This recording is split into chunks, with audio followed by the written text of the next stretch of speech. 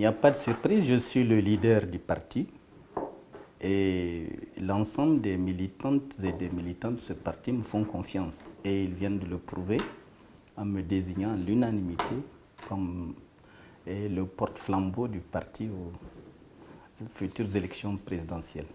Donc j'en suis très fier puisque je sais dans quelles conditions ils ont eu à organiser ce congrès malgré toute la persécution et les mesures vexatoires dont ils ont été l'objet. Ils sont allés jusqu'au bout et ils m'ont désigné. Quand on empêche à un parti d'accéder aux salles publiques et d'obliger ce parti à aller organiser son congrès en brousse, on ne peut pas parler de mesures vexatoires plus grandes que celle-là.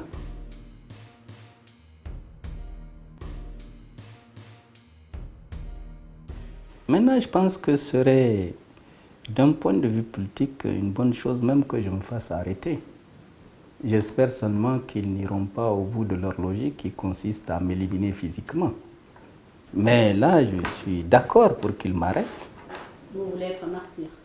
Bon, je ne veux pas être un martyr. Ce n'est jamais plaisant d'être un martyr, mais si l'adversaire choisit de faire de vous un martyr, ça peut contribuer à booster la campagne électorale.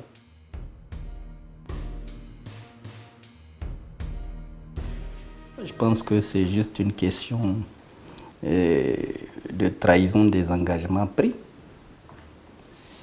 Et je suis désolé de le dire, nous avons eu des relations qui ne reposaient ni sur l'éthique ni sur la morale.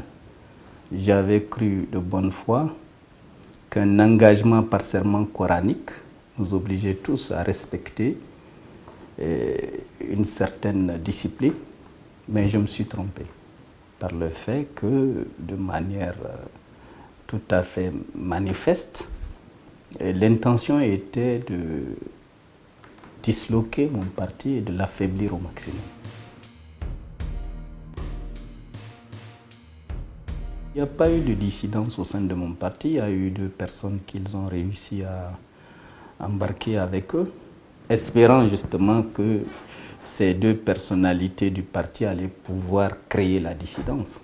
Mais c'est oublier que le parti a été créé dans la difficulté, qu'elle sait se battre pour faire face aux épreuves de ce genre. Donc ils n'ont pas réussi à briser l'unité de notre parti.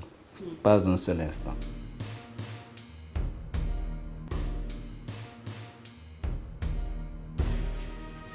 Jusqu'à présent, les déclarations et les prises de position du Front ont été toujours prises de manière consensuelle. Et dans les déclarations publiques du Front, en tout cas, nous n'avons jamais opté pour le boycott. Je pense que l'intention des partis politiques du Front, en tout cas, est de créer les conditions pour qu'il y ait des élections libres, transparentes et inclusives.